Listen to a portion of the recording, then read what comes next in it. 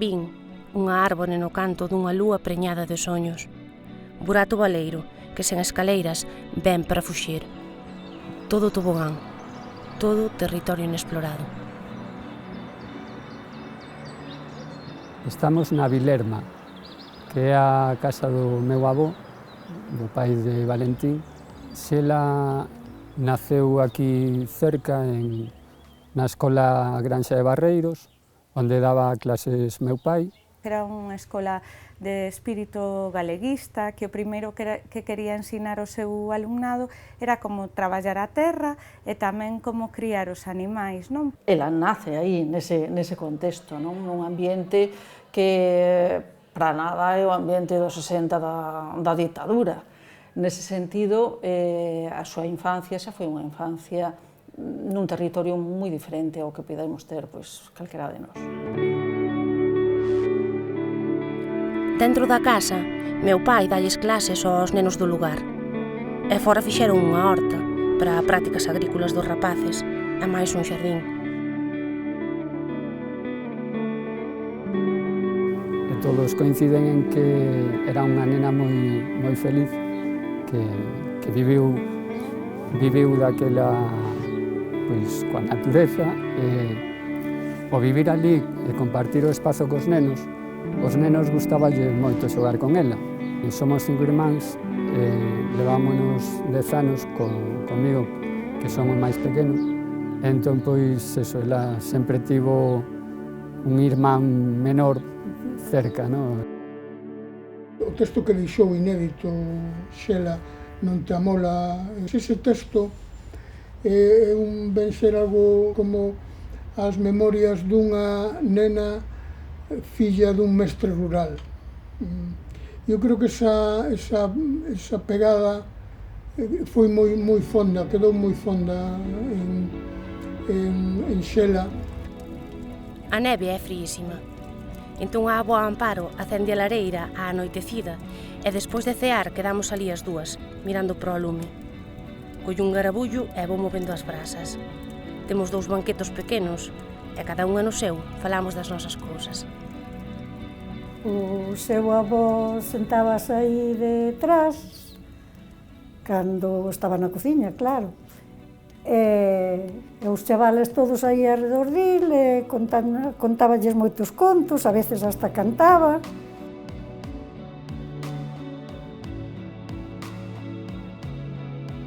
E despois tamén tivo a fortuna de que pasou de vivir de Sarria a ir a Lugo a vivir outra experiencia marcante, que foron os anos xa da súa educación preescolar, que era como se chamaba daquela, no colexio de Fingoi. Xela, eu non a coñecín o pai, porque claro, eu iba moito pola escola de Barreiros. Ela incluso veu aquí, ao colexio Fingoi, colexio creado en medio do campo, e nos dábamos, eu recordo, porque eu tamén estudiei aquí, desde os 4 anos. Entón, nós estábamos casi máis fora das aulas, moi pouco, o sea, estábamos máis fora que dentro. Xela encantada, o primeiro día que a levei, viña un autobús a recollelos por Lugo, non? Nós tiñamos a parada onde acollían a ela, era na calle da Reina.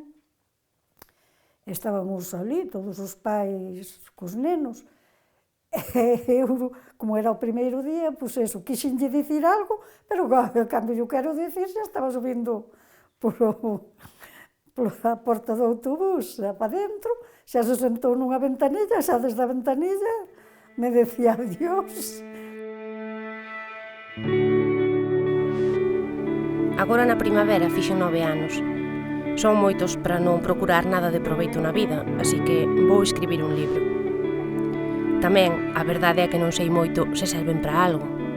Se facer un libro é facer algo de proveito. Pero algo han valer, que aquí na miña casa os estantes rozan os teitos do cuarto e non teño máis cá libros.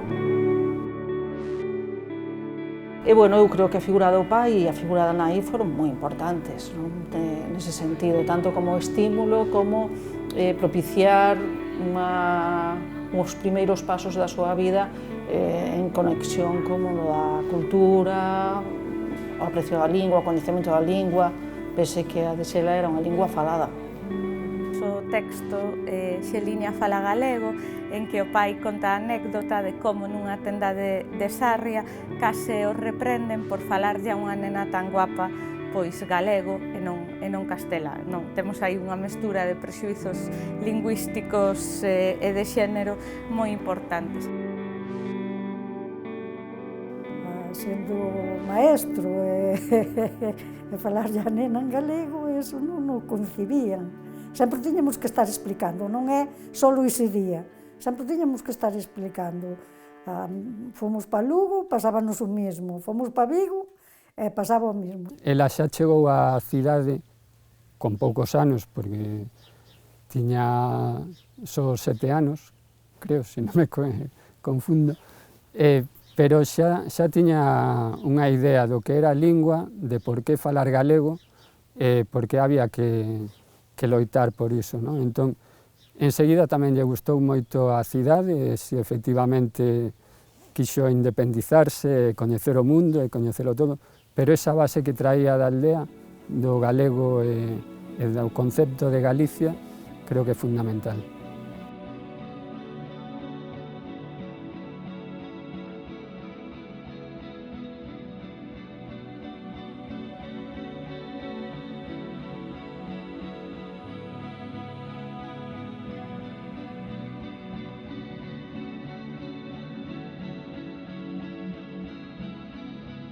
Xela chega a unha cidade absolutamente convulsa, ao mesmo tempo é unha cidade que está en un desenvolvemento urbano delirante, e ela mesma vive en un espazo de desenvolvemento de aluvión. A familia instálase na Rúa Zamora, non? E contan, ademais, que o bloque onde se instalan tiña unha terraza onde os 5 irmáns, porque despois nacerán a súa irmá Sabela e o seu irmá Lois, pois xogan bastante e se ven dende ali todos os edificios dese Vigo que está medrando, non? No noso piso hai unha terraza pequena que dá á rúa. Temos un cuarto de xogos e a máis a terraza. O resto do piso é de toda a familia, porque como hai tráfico e mentres non nos afacemos a vivir aquí, deixanos sair pouco da casa. Vai ao instituto no Calvario porque é unha decisión que toma ela, non? Tiña un instituto feminino bastante máis preto da casa, pero ela decide que quere estudiar nun instituto mixto. E penso que tamén ir ao Instituto do Calvario naquel tempo pois era unha decisión marcada, porque era un instituto de barrio. É posible que quixese ver pois outro tipo de mundo.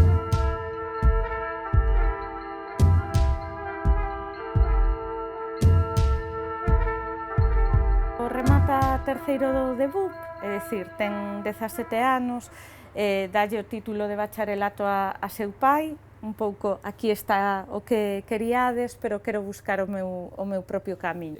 Según conta, según deixa escrito, non se vía que estuvera aprendendo, non era que non lle importara, e que lle parecía que por ese medio estaba perdendo de aprender moitas máis cousas que podía sacar da rúa, non?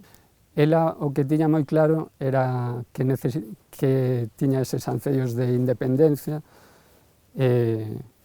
total, non? Quería vivir a vida urxentemente.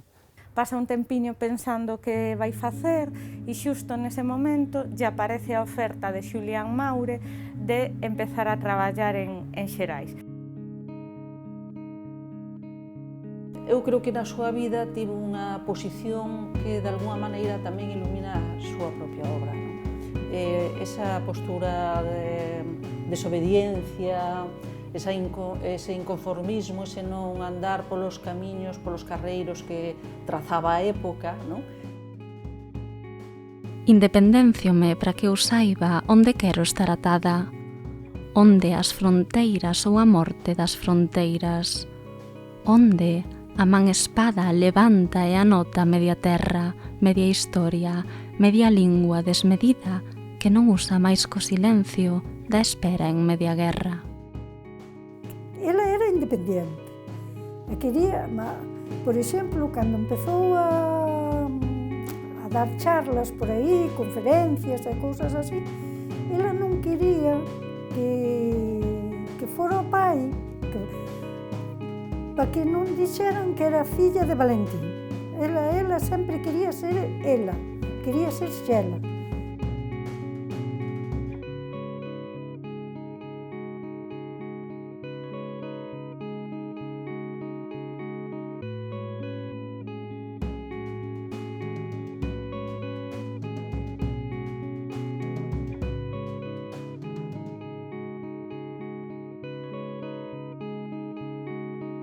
Supoño que debo reconocer que son unha privilexiada.